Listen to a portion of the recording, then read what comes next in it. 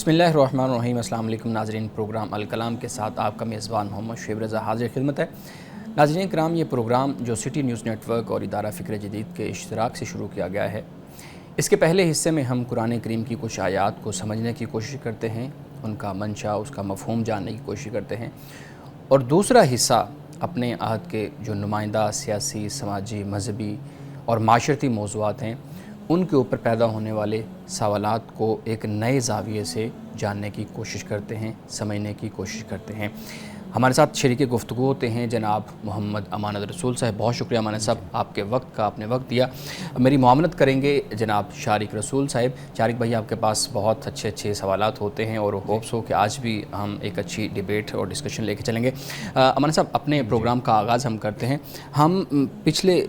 Programme میں، سابقہ جو پروگرام تھا، اس میں ہم نے بات کی تھی کہ حضرت یوسف علیہ السلام کا قصہ چل رہا تھا، اور ہم پہنچ گئے تھے کہ حضرت یوسف علیہ السلام کے بھائی ان کے پاس آئے، اور اب وہ حقیقت کھل کے سامنے آ گئی ہے کہ یہ یوسف ہیں اور ہم وہ لوگ ہیں جو انہوں نے ان کے ساتھ یہ معاملہ کیا تھا۔ اور پھر حضرت یوسف علیہ السلام نے کہا لا تثریب علیکم الیوم، کہ آج تمہارے اوپر کسی قسم کا کوئی بدلہ یہ چیز نہیں ہے۔ اس سے آگے ہم نے شروع کرنا تھا، میں آپ سے گزارش کروں گا کہ اس سے آگے پروگرام کا آغاز کیجیے۔ بسم اللہ الرحمن الرحیم۔ ناظرین کرام، کل ہم نے بات کی تھی کہ حضرت یوسف علیہ السلام نے اپنے بھائیوں سے فرمایا لا تثریب علیکم الیوم، کہ آج کے دن تم پر کوئی بھی ملامت نہیں ہے، اور اس کے بعد بھائیوں نے آپ کی برتری کو تسلیم کیا کہ واقعی اللہ تعالیٰ نے آپ کو خاص مقام اور مرتبہ آپ کو عطا کیا ہے اور ہم خطا کرنے والے تھے۔ اب اس کے بعد جو یہ مکالمہ ہوتا ہے اور بہت اچھے ماحول میں آپ اپنے بھائیوں کو اپنی قمیص دیتے ہیں، یعنی اپنی شرٹ دیتے ہیں، کرتا دیتے ہیں، اور آپ فرماتے ہیں کہ بھئی اس کو لے کر تم جاؤ، اذهبوا بقمیصی، اور جا کر یہ کرتا میرے والد کے چہرے پر رکھ دو، تو اس سے ان کی بینائی، یعنی وہ دیکھنے والے ہو جائیں گے۔ اب یہ الفاظ جو قرآن پاک میں آئے ہیں کہ حضرت یوسف علیہ السلام نے یہ فرمایا، سب سے پہلے تو یہ دیکھیے کہ سورۃ یوسف میں یہ تیسرا مقام ہے کہ جہاں پر قمیص کا ذکر ہو رہا ہے۔ یعنی پہلا مقام وہ ہے کہ وجاءوا علی قمیصی بدم کذب، کہ وہ حضرت یعقوب کے پاس بھائی آتے ہیں اور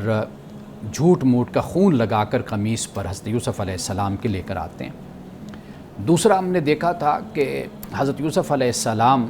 کے پیچھے جب زلیخا بھاگتی ہے تو آپ دروازے تک پہنچتے ہیں، تو وہ پیچھے سے جب آپ کو پکڑنے کی کوشش کرتی ہے تو آپ کی قمیص پیچھے سے پھٹ جاتی ہے، اور وہاں پر وہ شخص کے جو موجود تھا، یعنی جب یہ ہنگامہ ہوا، یہ مسئلہ پیدا ہوا، تو پھر اس وقت اس شخص نے کہا تھا کہ بھئی اگر قمیص آگے سے پھٹی ہے تو پھر یوسف قصوروار، اگر قمیص پیچھے سے پھٹی ہے تو پھر وہ خاتون جھوٹی ہے، وہ قصوروار ہے۔ تو جب دیکھا گیا تو قمیص پیچھے سے پھٹی ہوئی تھی۔ اب یہ تیسرا مقام ہے کہ جہاں پر قمیص کا ہمیں ذکر ملتا ہے، یعنی حضرت یوسف علیہ السلام نے کہا کہ یہ میری قمیص لے کر جاؤ، اس لیے کہ پہلی مرتبہ بھی قمیص پر ہی جھوٹ موٹ کا خون لگا کر وہ حضرت یعقوب کے پاس آئے تھے، تو حضرت یوسف علیہ السلام نے اب بھی اپنی قمیص بھیجی تھی۔ اب یہاں پر قمیص سے مراد کیا ہے؟ ایک تو یہ ہے کہ جو شرٹ انسان پہنتا ہے، کرتا پہنتا ہے، اس کو قمیص کہا جاتا ہے۔ ایک اس سے مراد یہ استعارہ بھی ہے حکومت کی طرف، اقتدار کی طرف اور غلبہ کی طرف، یعنی حضرت یوسف علیہ السلام نے اپنی قمیص دی تاکہ میرے والد کو اس بات کا یقین ہو جائے کہ بھئی یوسف برسر اقتدار ہے، وہ حکمران ہے، وہ بادشاہ ہے۔ اس لیے کہ اگر بھائی جا کر کہتے اور باپ کو جا کر بتاتے کہ بھئی یوسف حکمران بن گیا ہے تو ممکن ہے کہ وہ نہ مانتے، لیکن یہ ایک یقین کے لیے حضرت یوسف علیہ السلام نے اپنی قمیص کو بھیجا۔ اس لیے کہ جب ہم اسلامی لٹریچر کو پڑھتے ہیں تو وہاں پر ہمیں یہ معلوم ہوتا ہے کہ یہ قمیص واقعی اقتدار اور خلافت کا کنایہ ہے، اس کا استعارہ ہے۔ رسول اللہ صلی اللہ علیہ وسلم کی بہت سی احادیث میں بھی ہمیں ایسی بات ملتی ہے کہ جہاں پہ مثال کے طور پر رسول اللہ نے حضرت عثمان غنی رضی اللہ تعالیٰ عنہ سے ایک روایت کی جاتی ہے کہ آپ سے یہ فرمایا تھا کہ تمہیں قمیص اللہ پہنائے گا اور لوگ اس کو اتارنے کی کوشش کریں گے تو تم نہ اتارنا۔ اب اس قمیص سے مراد کیا ہے؟ وہ خلافت ہے، وہ اقتدار ہے کہ جو لوگوں نے حضرت عثمان غنی رضی اللہ تعالیٰ عنہ کو دیا اور آپ کو خلافت پہ بٹھایا تھا، اقتدار پر، تو یہاں پر یہ ایک استعارہ ہو جاتا ہے۔ ایک تو یہ کہ قمیص یعنی حضرت یوسف علیہ السلام کی جو شرٹ تھی وہ بھیجی گئی، یعنی حضرت یوسف نے بھیجی اور حضرت یعقوب علیہ السلام کے چہرے پہ ڈالی گئی، تو یہ بھی ممکن ہے کہ یہ معجزہ ہو سکتا ہے، یہ میریکل ہے۔ انبیاء علیہ السلام کے ہاتھوں سے میریکل اور معجزات رونما ہوتے رہے، ظاہر ہوتے رہے۔ یہ بھی ہو سکتا ہے کہ اس کی جو دوسری صورت ہے کہ حضرت یوسف علیہ السلام نے قمیص بھیجی، یعنی اس سے مراد یہ ہے کہ آپ کے پاس قمیص بھیجنے کا مقصد یہ ہے کہ بھئی آپ کے بیٹے کو اللہ تعالیٰ نے اقتدار عطا کیا ہے۔ قرآن پاک یہ بیان کرتا ہے کہ جب قافلہ چلا ولما فاصلت العیر تو قال ابوہم انی لاجد ریح یوسف لولا ان تفندون، حضرت یعقوب علیہ السلام نے کہا کہ میں یوسف کی خوشبو پاتا ہوں، اگر تم مجھے یہ نہ کہو کہ بھئی یہ یعقوب جو ان سے ہیں یہ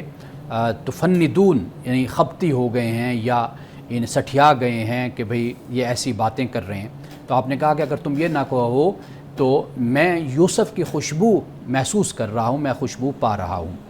اب وہی رد عمل تھا کہ جو ہمیشہ بھائیوں نے دیا تھا پہلے بھی، اب وہ جو پوتے پڑپوتے یا جو بھی لوگ وہاں پر موجود تھے انہوں نے کہا کہ حضرت یعقوب علیہ السلام سے کہ انک لفی ضلالک القدیم، آپ ابھی تک اسی پرانی ہی محبت میں مبتلا ہیں۔ یعنی یہاں پر دلال کے مختلف ترجمے کیے جاتے ہیں، خبت بھی بعض لوگوں نے ترجمہ کیا، یا شدید محبت میں مبتلا ہیں کہ آپ کو ہر وقت یوسف ہی کا خیال آتا ہے، اب بھی آپ کہہ رہے ہیں کہ بھی مجھے یوسف کی خوشبو آتی۔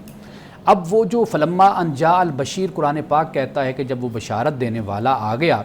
تو پھر حضرت یعقوب علیہ السلام پر وہ قمیض القاہ علی وجہی آپ کے چہرے پر جب ڈالی تو فرتد بصیرہ، تو آپ بصیرت والے ہو گئے، یعنی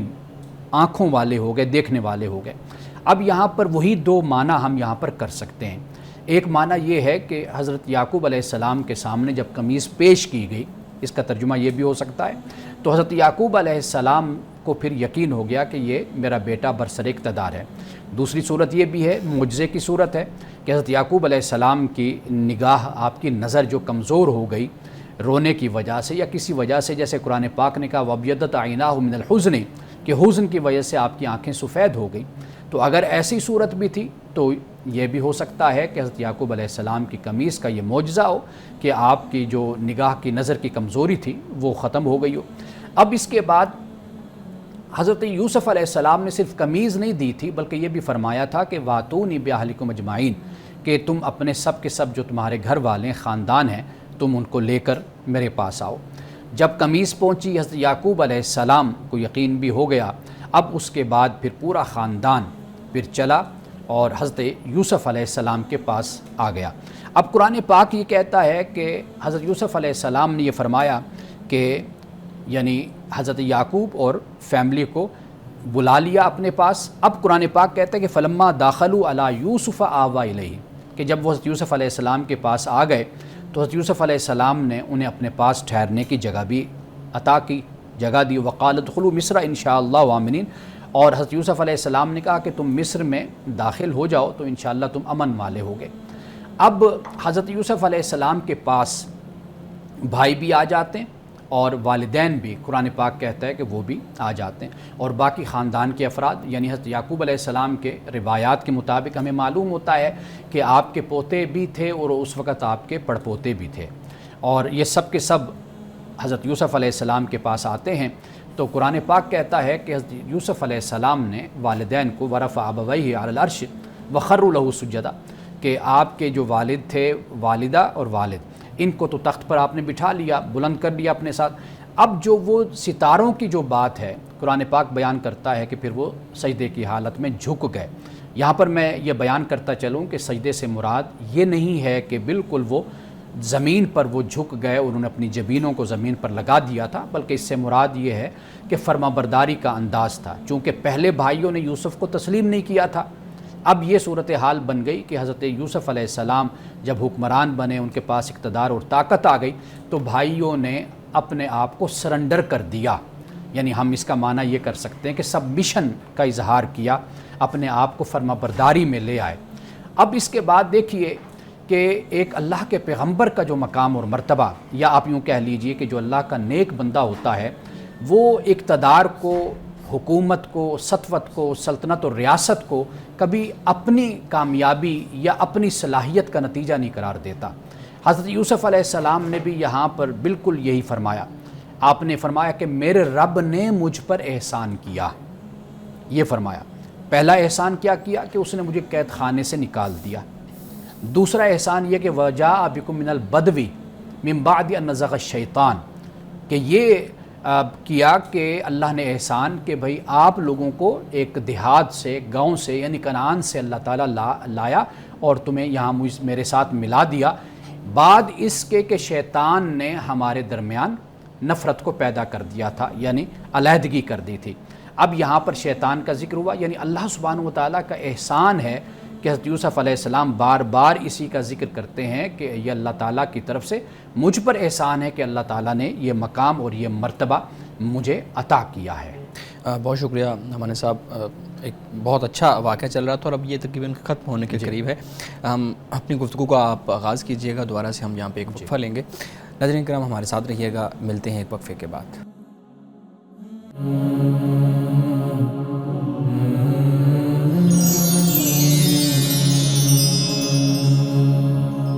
ہم سورہ یوسف پہ بات کر رہے تھے اور قصہ تقریباً ختم ہونے کے قریب ہے۔ عوان صاحب پلیز آپ نے گفتگو کا جہاں پہ اختتام کیا تھا وہاں سے اسٹارٹ کیجیے گا۔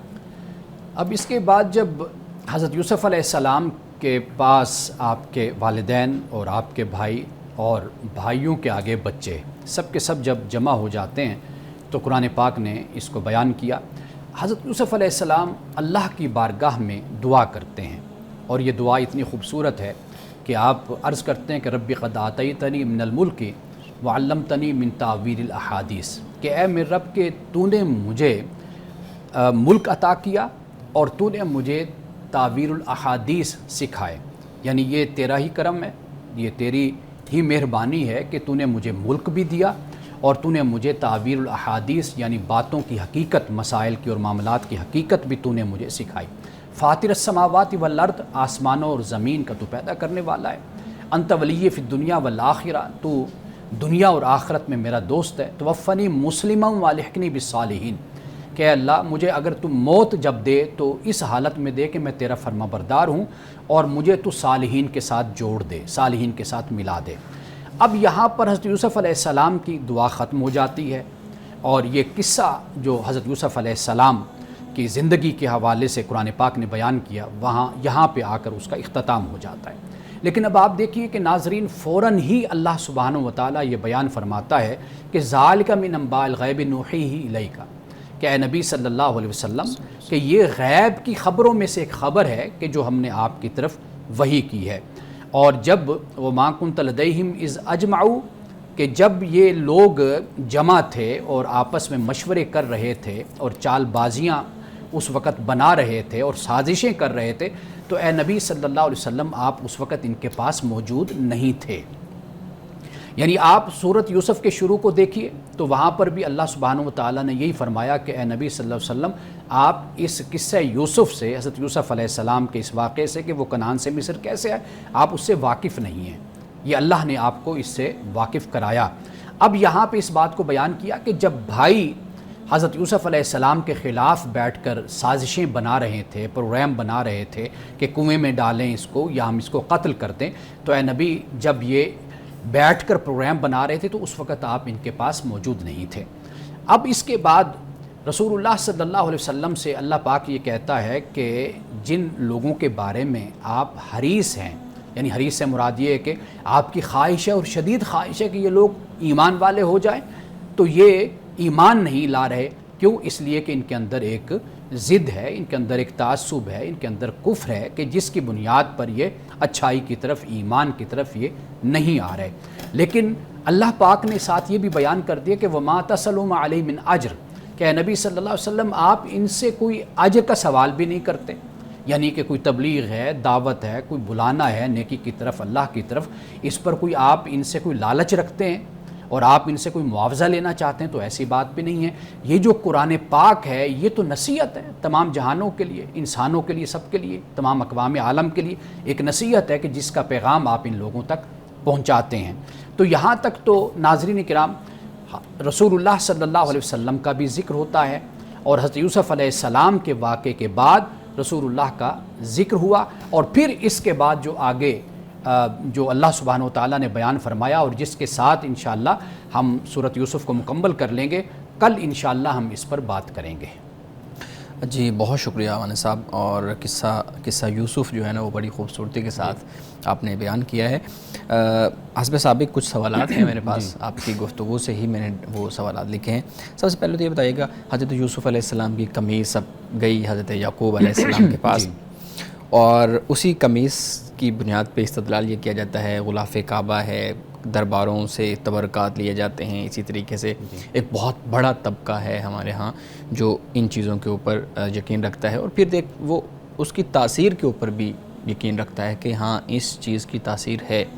استدلال یہ کیا جاتا ہے کہ اب دیکھیں قمیص جو یوسف ہے وہ بھی تو اسی طرح سے معاملہ ہے, لیکن دوسری طرف ہم دیکھتے ہیں کہ اس سے خرافات بہت زیادہ پھیلتی ہیں, تو بہت زیادہ تویز, دھاگے اور اس طرح سے چیزیں ہمارے ہاں پائی جاتی ہیں. ایون لوگ مٹی کو وہ مقدس مان لیتے ہیں, ایون اس طرح کے دھاگوں کو, چھلوں کو اور اس طرح سے چیزوں کو. سوال بنیادی طور پہ میرا یہ ہے, قرآن کا نقطہ نظر اس چیز کے بارے میں کیا ہے؟ لوگ, میں نے آپ کو پہلے بتایا کہ استدلال وہ قمیص سے لیتے ہیں, آپ کا کیا خیال ہے کہ قرآن اس کے بارے میں کیا کہتا ہے؟ دیکھیے, ایک تو یہ مقام ہے کہ جس کو قرآن پاک نے بیان کیا, حضرت یوسف علیہ السلام کی قمیص ہے جی بالکل, کہ جو حضرت یعقوب کی طرف بھیجی گئی, اور جیسے کہ بطور معجزہ جب ہم دیکھتے ہیں تو اس کا ایک ہمیں اثر نظر آتا ہے. اصل معاملہ یہ ہوتا ہے کہ مذہب میں لوگوں کی کسی نہ کسی شخصیت سے ایک عقیدت, ایک وارفتگی, ایک محبت کا معاملہ ہو جاتا ہے. اب وہ جو جب معاملہ ہو جاتا ہے تو اس کے بعد پھر یہ ہوتا ہے کہ جو محبوب کی جو چیز ہوتی ہے استعمال میں آئی ہوئی, کوئی قمیص ہے, کوئی کرتا ہے, کوئی جبہ ہے, کوئی دستار ہے, کوئی چیز بھی ہے, اس سے بھی ایک فطری طور پر ایک لگاؤ اور ایک محبت کا تعلق انسان کا ہوتا ہے. اس پر تو اسلام نے کوئی پابندی بھی ایسی کوئی نہیں لگائی کہ بھئی واضح بات ہے کہ یہ انسان کے اندر سے آواز اٹھتی ہے. آپ مثال کے طور پر دیکھیے کہ والدین ہوتے ہیں تو اگر وہ دنیا سے چلے جائیں تو آپ ان کی کوئی نہ کوئی چیز اپنے گھر میں رکھتے ہیں, اور آپ یہ خیال کرتے ہیں کہ اس کی برکت ہے کیونکہ یہ میرے والد صاحب کی قمیص ہے, یا ان کے جوتے ہیں, یا ان کی ٹوپی ہے, یا کوئی چیز ہے. تو ایک تعلق انسان اپنا محسوس کرتا ہے. یہاں تک تو بات ٹھیک ہو جاتی ہے, لیکن اصل معاملہ یہ ہے کہ عقیدت کی حد تک اور محبت کی حد تک تو یہ باتیں درست ہیں, لیکن اس کو عقیدہ بنا کر آگے چلنا, کہ یہ سمجھنا کہ یہ جو کچھ بھی ہے, قمیص ہے یا کوئی اور چیز ہے, یہ ہمارے لیے کوئی شفا کا ذریعہ بن جاتی ہیں, یا ہمارے لیے کوئی صحت کا طریقہ ہے یا ذریعہ ہے, تو میرا خیال ہے کہ اس انداز سے سوچنا یہ درست طریقہ نہیں ہے. میں ایڈ کرتا جاؤں, لوگ غلاف کعبہ وہاں سے پھاڑ لیتے ہیں, کوئی ایک دھاگا کوئی وہاں سے توڑ لیا اور اس طرح سے معاملات کرتے ہیں. یہ تو ایک الگ ڈبیٹ ہے نا کہ وہ کرنا ٹھیک ہے یا نہیں ٹھیک. اس کو قبر میں رکھ لیا, اس کو اپنے کفن کے اندر رکھ لیا, اس کو گھر میں لٹکا لیا. دیکھیے, اصل جو چیز ہے نا قرآن پاک نے جس پر فوکس کیا, توجہ ہماری دلوائی ہے, وہ ایمان اور عمل صالح ہے. صحیح ہے. آپ صحیح احادیث بھی پڑھ کر دیکھ لیں نا, آپ کو معلوم ہوگا کہ رسول اللہ صلی اللہ علیہ وسلم نے اپنے اہل قبیلہ کو آپ نے یہ فرمایا تھا کہ قریش والو ایسا نہ ہو کہ جب قیامت کے روز لوگ آئیں تو وہ ایمان اور عمل لے کر آئیں, اعمال صالحہ لے کر آئیں, اور تم قیامت کے دن آؤ تو صرف ایک نسبت اور ایک تعلق لے کر آؤ. تو آپ نے صحیح احادیث میں آپ نے اپنے گھر والوں کو, آپ نے بنات کو, اپنے دوسرے جو رشتہ دار ہیں سب کو آپ نے اس بارے میں خبردار کیا تھا. تو قرآن مجید میں ایک جگہ بھی ایسی نہیں ہے کہ جہاں پر ایمان کو عمل صالح سے علیحدہ کیا گیا ہو. ایمان اور عمل صالح دونوں کو اکٹھے بیان کیا, اور یہی بنیادی چیز ہے, یہی بنیاد ہے. صحیح. باقی جو چیزیں ہوتی ہیں نا ان کو آپ ایک فضیلت کے درجے میں رکھ لیتے ہیں, ایک اضافی طور پر آپ اس کو اختیار کر لیتے ہیں, لیکن کلی طور پر اپنی طرف سے نجات کا کوئی اور ذریعہ تخلیق کر کے بیٹھ جانا اور یہ سمجھ لینا کہ اس کی تو ضرورت نہیں ہے, لیکن اگر یہ بھی ہو جائے تو پھر انشاءاللہ ہم جنت میں چلے جائیں گے. تو یہ ہمارے ایک اپنے پیدا کردہ عقائد ہوتے ہیں, خیالات ہوتے ہیں, اس کا کوئی قرآن کے ساتھ اور خدا رسول کی تعلیم کے ساتھ اس کا کوئی تعلق نہیں ہوتا. بالکل, بہت خوبصورتی سے آپ نے بیان کر دیا. دوسرا, اچھا ایک چیز جو ہے نا, میں پڑھ رہا تھا انٹرنیٹ پہ, تو ایک میرے سامنے ایک سینٹینس آیا کہ بھائی حضرت یعقوب علیہ السلام کو خوشبو تو مصر سے چلی ہے قمیص اور وہاں سے آ گئی ہے، لیکن اب کنعان سے، کنعان تھا نا ان کا علاقہ، کنعان سے ایسے کچھ 2 4 5 6 کلومیٹر کے فاصلے پہ کنویں کے اندر حضرت یوسف موجود ہیں، اور وہاں سے وہ جا رہے ہیں بازار میں اور بک رہے ہیں، تو حضرت یعقوب علیہ السلام کو معلوم ہی نہیں ہوا.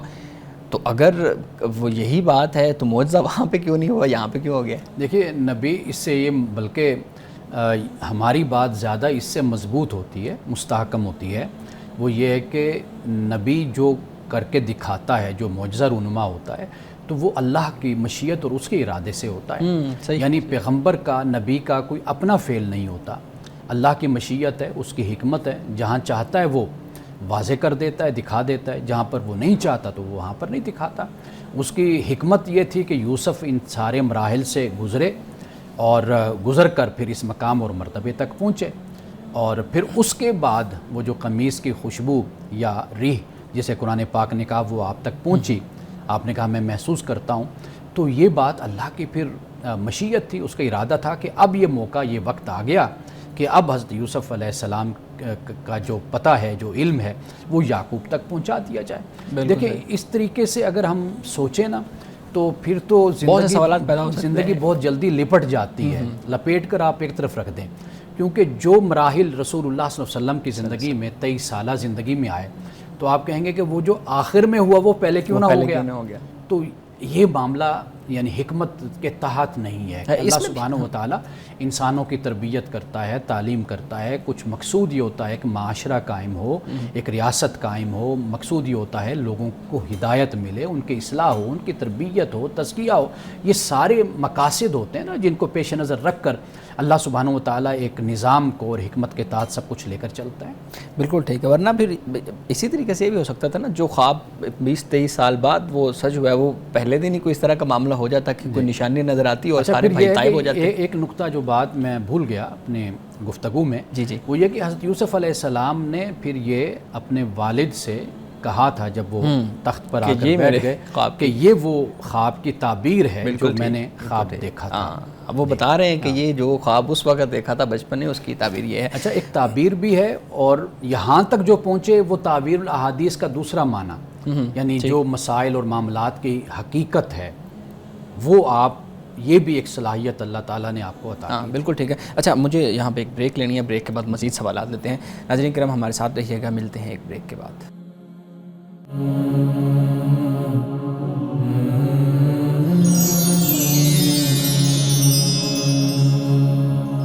ناظرین ہم سوالات ہمارے صاحب کے سامنے رکھ رہے تھے. ہمارے صاحب اچھا میں ایک سوال بہت اہم جس کو میں سمجھ رہا ہوں، خاص طور پہ میں اس پہ خود بھی سوچتا رہا ہوں.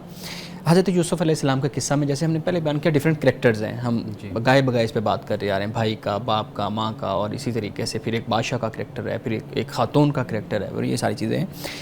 آخر میں باپ کا جو کریکٹر ہے وہ ہمارے سامنے ایک نئی شکل میں آتا ہے کہ جب بھائی باپ کے سامنے، وہی بھائی جو قمیص پہلے لے کے گئے تھے کہ یہ یوسف کی پھٹی قمیص ہے، خون لگا ہوا ہے، وہی بھائی سلامت قمیص لے کے جا رہے ہوں، کہہ رہے ہیں کہ یوسف کی قمیص ہے. اب یہاں پہ ایک شخص باپ وہی ہے، ٹھیک ہے، اس کے سامنے دو ڈیفرنٹ کہانیاں، جو ڈیفرنٹ باتیں آ رہی ہیں. ایک چیز یہ. دوسرا بھائی شرمندگی سے یہ کہہ رہے ہیں آپ ہمارے لیے دعا کیجئے گا، آپ نے بیان کیا دعا کیجئے گا، اور حضرت یعقوب علیہ السلام کا کوئی وہ اس طرح کا نہیں ہے کہ تمہیں شرم آنی چاہیے، یہ دیکھو تم نے کیا کیا، اب یہ خدا نے واضح کر دیا اور یہ چیزیں. آپ نے کہا کہ چلے میں دعا کروں گا، ٹھیک ہے.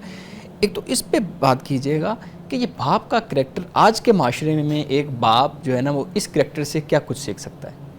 دیکھیے باپ کا کریکٹر تو ایک بڑی بات ہے یہ کہ حضرت یوسف علیہ السلام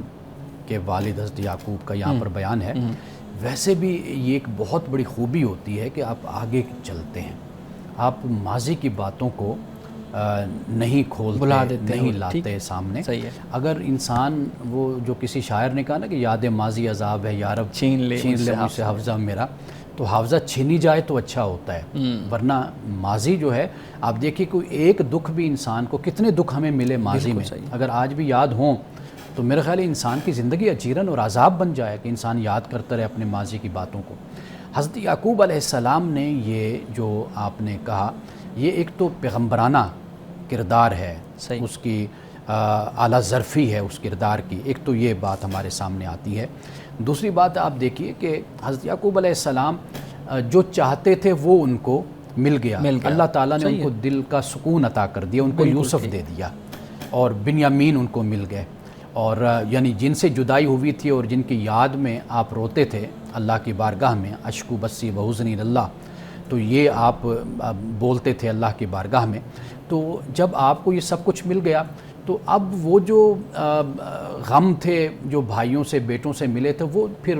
اتنی بڑی یہ خوشی تھی، اس کے سامنے ویسے بھی اب ان غموں کی اور ان دکھوں کی کوئی حقیقت نہیں رہی تھی، اور یہ سب تھا بھی ماضی، گزر گیا۔ اب آگے کا جو معاملہ تھا کہ وہ یوسف مل گئے، بنیامین مل گئے، پھر یہ کہ وہ اقتدار میں ہیں، حکمران ہیں، بادشاہ ہیں، اب ان کے پاس وہ جا رہے ہیں، تو اب ایسے موقعوں پر ویسے بھی جب خوشی کا موقع ہو نا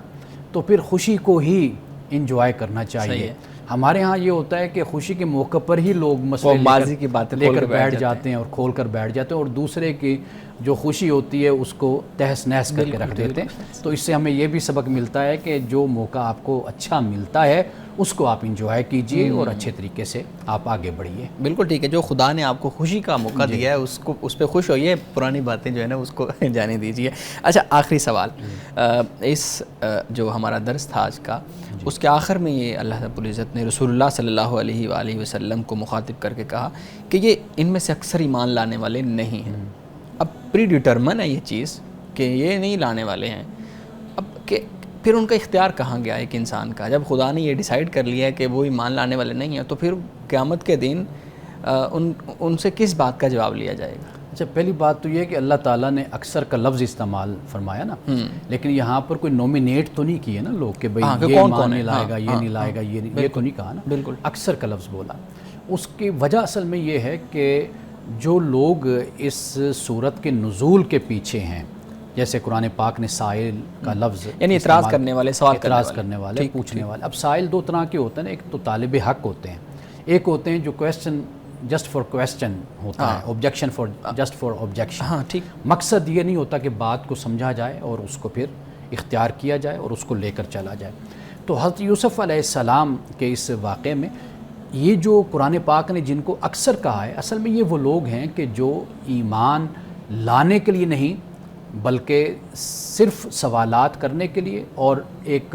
جسے کہتے ہیں کہ رسول اللہ کی نبوت کو جانچنے کے لیے تھے کہ آیا کہ یہ اللہ کے رسول ہیں یا اللہ کے رسول نہیں ہیں۔ ان کا خیال چونکہ ان کا ایمان نعوذ باللہ وہی تھا کہ بھئی یہ اللہ کے رسول نہیں ہیں، تو لہٰذا ان کا پھر جو رویہ تھا وہ یہی تھا کہ ہم اگر یہ کہیں گے کہ بھئی اگر محمد سے پوچھو صلی اللہ علیہ وسلم سے کہ بھئی یہ کنعان سے کیسے آپ یہ مصر میں آئے، حضرت یوسف علیہ السلام اور ان کی ساری فیملی یا بنی اسرائیل کیسے آئے، تو یہ جب سوال کیا جائے گا تو ان کے پاس جواب نہیں ہوگا۔ تو اللہ تعالیٰ نے ایک ہی وقت میں پوری کی پوری صورت نازل کر دی۔ اب وہ واضح بات ہے کہ اس کے باوجود بھی اس طرف اللہ تعالیٰ نے اشارہ کر دیا کہ یہ لوگ سوال کر رہے ہیں، لیکن اس لیے نہیں کہ یہ ایمان لائیں، یہ اس لیے سوال کر رہے ہیں تاکہ بات کو زیادہ الجھایا جائے اور بڑھایا جائے۔ آپ دیکھیے کہ تحریف کا لفظ ہم بولتے ہیں نا کہ بھئی تحریف کی گئی۔ اچھا، تحریف کی تعریف میں علماء نے ایک بات یہ بھی بیان کی ہے کہ تحریف کا مطلب یہ ہوتا ہے کہ سوال پہ سوال اس طرح کرتے چلے جاؤ کہ جو اصل مسئلہ ہے وہ بالکل ہی بیک گراؤنڈ میں چلا جائے، اس سے وہ بالکل ہی یعنی کہ اس طریقے سے بات کو بگاڑتے چلے جاؤ۔ تو وہ ان کا جو انداز تھا، جو طریقہ تھا، وہ در حقیقت یہ تھا کہ وہ بات سمجھنے کے بجائے اور ایمان لانے کے لیے، دیکھیے حضرت ابو بکر صدیق بھی تو آئے نا آپ کے پاس،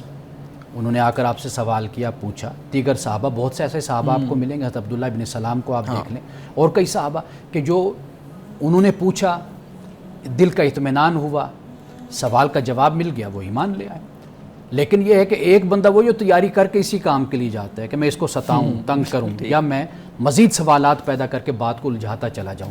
وہ انداز اصل میں ان کا تھا کہ قرآن پاک نے پھر ایسے لوگوں کو فوکس کر کے کہا کہ ان میں سے اکثر لوگ ایمان لانے والے نہیں ہیں۔ بہت شکریہ مان صاحب۔ سورہ یوسف کا جو قصہ ہے وقت اختتام کو پہنچا ہمارا، میرے خیال میں ایک پروگرام مزید اور ہوگا سورہ یوسف کے اوپر، ہم اس پہ کریں گے۔ ابھی ہمارا وقت ہوا چاہتا ہے، 2 پروگرام بن جائیں گے، ابھی 2 پروگرام بن جائیں گے، ایک تو ہم مماثلت پہ کریں گے، بالکل ٹھیک ہے۔ چلیں وہ ہم اپنے ناظرین کے لیے سسپینس چھوڑتے ہیں کہ وہ آگے کون سا پروگرام ہوگا۔ ناظرین کرام، ہمارے پروگرام کا جو دوسرا اور آخری حصہ ہے ہم اب اس کی طرف بڑھ رہے ہیں۔ ہمارے ساتھ موجود ہیں جناب شارق رسول صاحب۔ شارق، آپ کے پاس سوالات ہوں گے، آپ ہمارے صاحب کے سامنے ایک ایک کر کے رکھیے گا تاکہ ہم ان کے جوابات ایک نئے زاویے سے جان سکیں۔ جی ضرور، پہلے تو بہت شکریہ مجھے سوالات کا موقع دینے کے لیے۔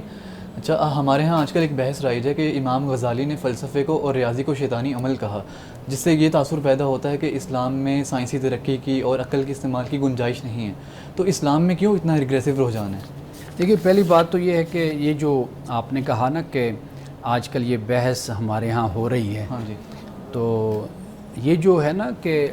امام غزالی نے کہا کہ ریاضی یا فلسفہ یعنی شیطانی عمل ہے، جی، یہ جملہ تو مجھے امام غزالی کی کسی کتاب میں نہیں ملا۔ میں نے بہت ہی اس کو تلاش بھی کیا ہے، اچھا، اور یہ آج کی بحث نہیں ہے، بہت پرانی بحث، سالہ سال سے یہ ہمارے ہاں یہ بحث چل رہی ہے۔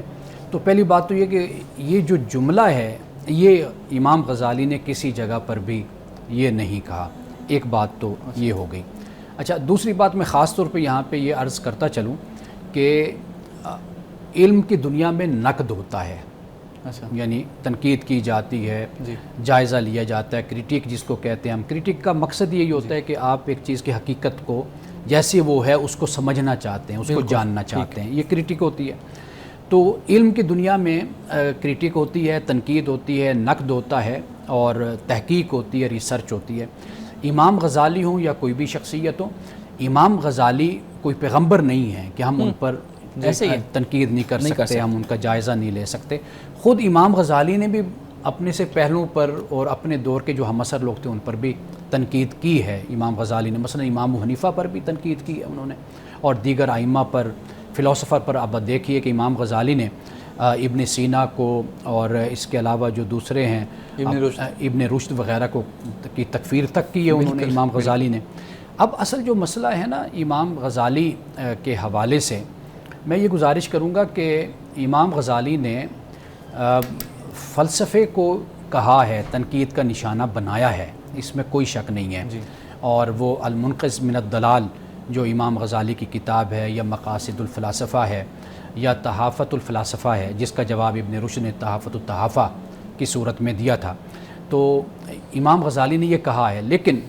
اصل جو بات ہے وہ یہ ہے کہ ایک علم جو ہے نا اٹ سیلف، وہ اس کے 2 پہلو ہیں، ٹھیک ہے نا۔ ایک صورت یہ ہوتی ہے کہ اس کا جائز استعمال ہوتا ہے، ایک صورت یہ ہوتی ہے کہ اس کا ناجائز استعمال ہوتا ہے۔ یعنی مثال کے طور پر آپ دیکھیے یہ موبائل ہمارے پاس ہے، اس کا جائز استعمال بھی ہے، اس کا ناجائز، اٹ سیلف ایک چیز ہے۔ امام غزالی نے اگر تنقید کی ہے فلسفے پر یا اس کے کسی پہلو پر، مثال کے طور پر آپ دیکھیے کہ تحافت الفلاسفہ میں ہی جو تنقید 20 مسئلے جو بیان کیے، ان میں سے 3 مسئلے ہیں کہ جن میں انہوں نے تکفیر کی ہے،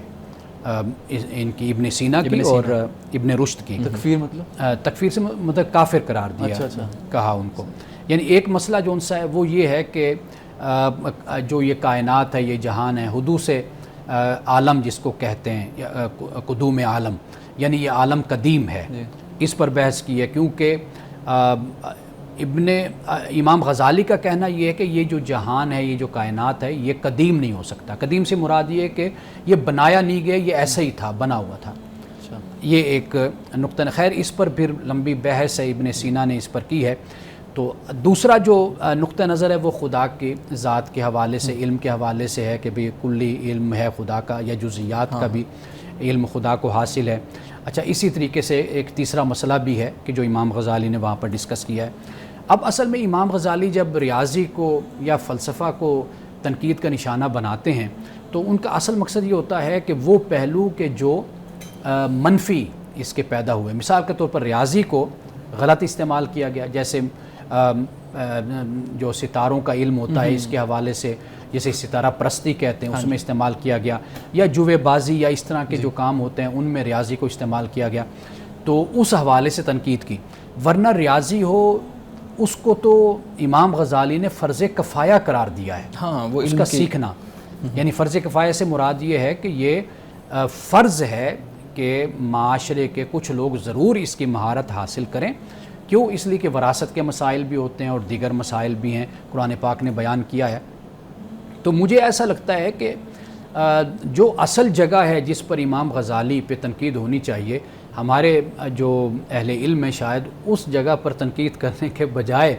وہ دوسری ایسی باتوں کو لے لیتے ہیں کہ جس سے ان کا اپنا مقدمہ کمزور ہو جاتا ہے۔ جیسے میں نے ابھی آپ کے سامنے یہ بات رکھی ہے کہ امام غزالی نے فلسفہ پہ یا ریاضی پہ اس طرح تنقید نہیں کی۔ جو خرابیاں ہوتی ہیں ان خرابیوں کی بنیاد پر اگر ہم کسی چیز کی خرابی پر بات کریں گے تو ایسا تو نہیں ہوگا نا کہ ہم اس کے مخالف ہوں گے، ہم اصل میں اس کے نیگیٹو جو پہلو ہوں گے ہم اس کو اجاگر کریں گے۔ اس علم کی کلی طور پہ تو امام غزالی نے اصل میں یہ کام کیا کہ جس کی بنیاد پر ہمارے ہاں یہ ایک بحث چھڑی ہے، اور دونوں طرف جو معاملہ ہے دونوں ایک دوسرے ایکسٹریم پہ چلا جاتا ہے، دوسرا دوسرے ایکسٹریم پہ چلا جاتا ہے۔ طریقہ یہ ہونا چاہیے کہ ہم بالکل امپارشل ہو کر، نیوٹرل ہو کر ہم چیز کا تجزیہ کریں، انالیسس کریں، پھر ہم اس پر بات کریں، تو میرا خیال ہے کہ وہ زیادہ بہتر ہے۔ بالکل صحیح۔ شارق مجھے یہاں پہ ایک بریک لینی ہے، اس کے بعد آپ پھر اپنا سوال رکھیے گا۔ ناظرین کرام ملتے ہیں ایک بریک کے بعد، ہمارے ساتھ رہیے گا۔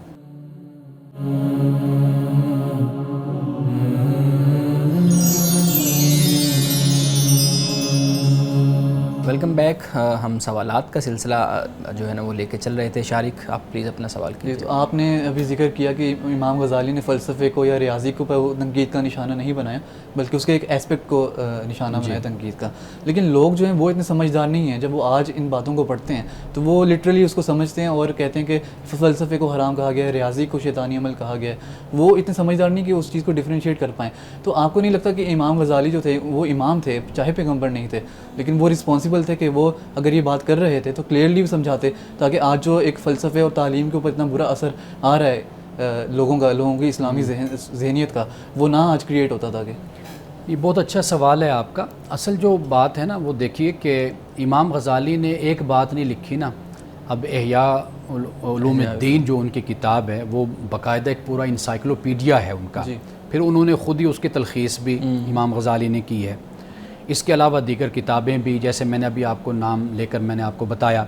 اب اصل مسئلہ یہ ہے کہ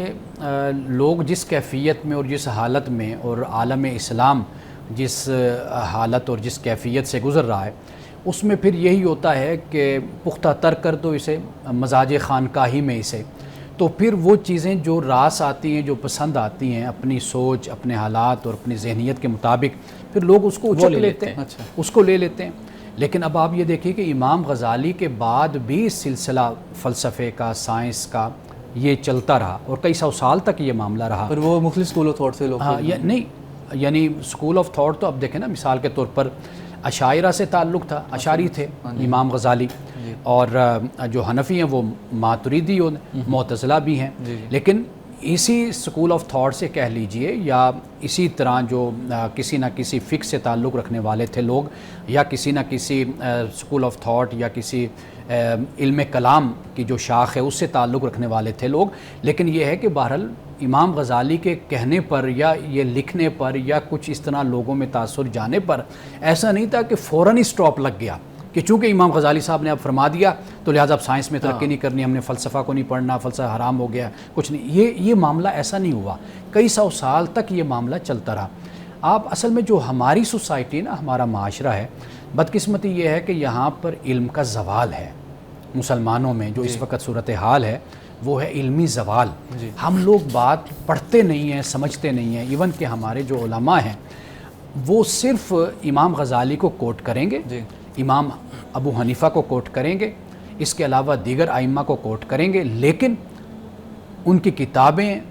پڑھنے کی صلاحیت ہونا، قابلیت ہونا، ان کو سمجھنا، ان ابحاث کو سمجھنا کہ وہ بحثیں کیا تھیں، وہ موضوعات کیا تھے، وہ مسائل کیا تھے، اس پر پورا گرپ رکھنا، یہ بہت کم لوگوں کو یہ چیز حاصل ہوتی ہے۔ اور خاص طور پر جو اس وقت زوال کی صورت ہے،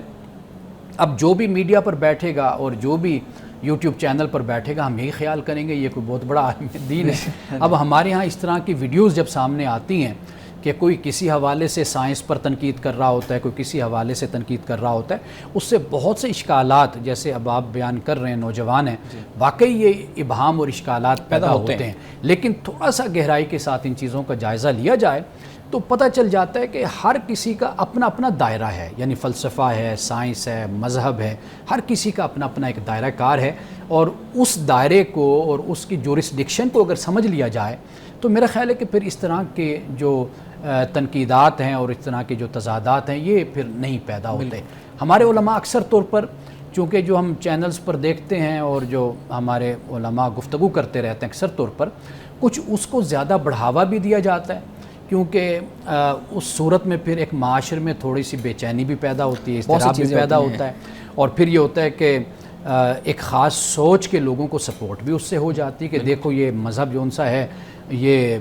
اس کی یہ حالت ہے کہ یہ تو توہمات کا مرکہ ہے, اس میں تو کوئی ایسی عقل کی بات نہیں ہے. تو اس کو چونکہ سپورٹ ہوتی ہے پھر زیادہ سے زیادہ اس چیزوں کو پھیلایا جاتا ہے. ورنہ عالم اسلام میں اور ایون کہ یورپ اور امریکہ میں بڑے بڑے اسلامی اسکالر بیٹھے ہوئے ہیں جو اس پر کام کرتے ہیں اور باقاعدہ طور پہ بہت اچھے طریقے سے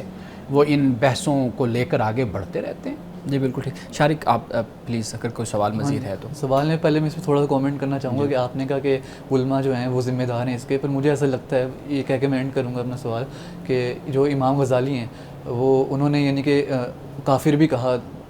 یعنی کہ ابن سینا کو, ابن رشد کو, اور وہ رسپانسبل تھے. تو میرے خیال میں شروعات وہاں سے ہو چکی تھی, ہمارے علماء کی اس میں اتنی غلطی نہیں ہے. نہیں بالکل آپ ٹھیک کہہ رہے ہیں, میں خود اس کی بات کرتا ہوں. لیکن میں آپ کو ایک بات بتاؤں کہ امام غزالی کے مقابل بھی علماء ایسے تھے کہ جنہوں نے امام غزالی کی اس پر گرفت کی ہے کہ انہوں نے فتویٰ کیوں لگایا. کیوں؟ اس لیے کہ ابن سینا کو اگر ہم پڑھتے ہیں اور ان ابحاث کو پڑھیں آپ جو میں نے ابھی ذکر کی ہے, اب صرف ابن سینا نہیں ابن تیمیہ بھی حدوث عالم کے قائل ہیں, ٹھیک ہے نا. اچھا وہ بھی ہمیں نظر آتے ہیں. اب ابن سینا کی اس بحث کو اگر آپ پڑھیں, مثال کے طور پر ان کی کتاب الہیات شفا, ان کی کتاب اس کے علاوہ دیگر کتب ہیں, اگر مطالعہ کریں وہ اتنے اچھے طریقے سے وجود باری تعالیٰ پر بحث کرتے ہیں, خدا کے علم پر بات کرتے ہیں. ایون ہاں تیسرا مسئلہ جو میں بھول گیا اس وقت بریک سے پہلے, ایک مسئلہ میں نے حدوث عالم کا ذکر کیا, دوسرا میں نے اللہ کے علم کی بات کی تھی, تیسرا مسئلہ تھا حشر اجساد کا, یعنی کہ آیا کہ قیامت کے دن ہم انہی جسموں کے ساتھ اٹھیں گے یا نہیں اٹھیں گے. ابن سینا کہتے ہیں کہ مجھے یعنی عقلی طور پر میرا اس پر اطمینان نہیں ہے, لیکن نقلی طور پر چونکہ قرآن پاک نے اس کو بیان کر دیا تو لہٰذا میرا اس پر ایمان ہے کہ قیامت کے دن ہم انہی جسموں کے ساتھ اٹھیں گے جیسے قرآن نے بیان کیا. یہ تین مسئلے تھے, امام غزالی نے اس پر فتویٰ لگایا. لیکن جب ہم پڑھتے ہیں جا کر ابن سینا کو اور ابن رشد کو, معلوم یہ ہوتا ہے کہ وہ جس بنیاد پر امام غزالی نے ان پر فتویٰ لگائے وہ بات ان کے یہاں ہے ہی نہیں, اور جو وہ توجیہ اس کی کر دیتے ہیں اس کے بعد تو ویسے بھی یہ صورت نہیں رہتی. علماء نے امام غزالی پر بھی نقد کیا ہے, ان کے نظریات پر بھی بات کی ہے. تو لیکن یہ ہے کہ ہمارے ہاں ایک بات کو پڑھا جاتا ہے چونکہ امام غزالی کا ایک قد کاٹ ہے ان کا, تو ان کی بات کو زیادہ لیا گیا. بالکل آپ ٹھیک کہہ رہے ہیں, لیکن اس کے مقابل بھی کام ہوا ہے. ایسا نہیں ہے کہ لوگوں نے امام غزالی پر گرفت نہ کی ہو, کام رک نہیں گیا. مطلب فلسفہ اور اس طرح کی ابحاث چل رہی ہیں, ایسا نہیں ہے کہ وہ. لیکن میں بات کیونکہ معاشرے کی مختصر کیجیے گا پلیز. بعد میں سوسائٹی کی کر رہا ہوں, اس لیے اگر ہم امام غزالی کو ہٹا بھی دیں تو ہم اپنے معاشرے کی بات کریں تو فلسفے کو عمومی طور پر حرام کہا جاتا ہے, اور اس کی وجہ یہ بھی بتائی جاتی ہے کہ اس میں کیونکہ ہم نے کھل کر سوچنا ہوتا ہے, کھل کر تنقید کرنی ہوتی ہے, تو خدا کے وجود پر بھی کھل کر سوال کرنے ہوتے ہیں فلسفے میں, تو اس لیے فلسفے کو حرام کہا جاتا ہے. لیکن اگر خدا کا وجود واقعی میں ہے تو ہمارے سوال کرنے سے تو اس پہ کوئی اثر نہیں ہوگا, تو پھر کیوں فلسفے کو حرام کہا جاتا ہے؟ دیکھیے فلسفے کو حرام, میں نے وہی عرض کیا نا کہ کسی وقت کسی چیز کا غلبہ ہوتا ہے. یعنی مثال کے طور پر آپ دیکھیے کہ ہمارے ہاں جو اس وقت صورتحال ہے وہ یہ ہے کہ تقلید کا غلبہ ہے. جی,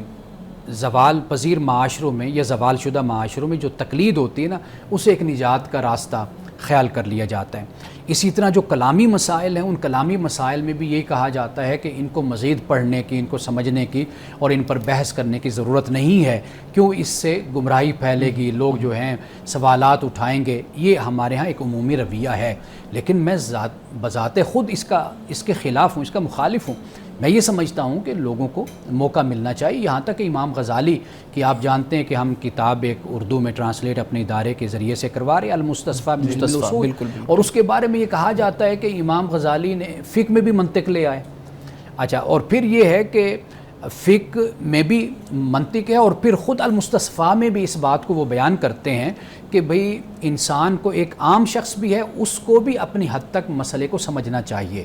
یعنی اس کو کبھی بھی اندھی تقلید کا راستہ اختیار نہیں کرنا چاہیے. یہ خود المستصفیٰ من علم الاصول میں امام غزالی اس بات کو بیان کرتے ہیں. دیکھیے یہ علم کی دنیا ہے، آپ تنقید کیجئے، یہ معاملات اسی طرح آگے بڑھتے رہیں گے. علماء کا آپس میں اختلاف بھی ہوتا ہے، لیکن چونکہ ہمارے ہاں صورتحال یہ ہوتی ہے کہ جب ہم کسی مسئلے کی سنگینی کو دیکھتے ہیں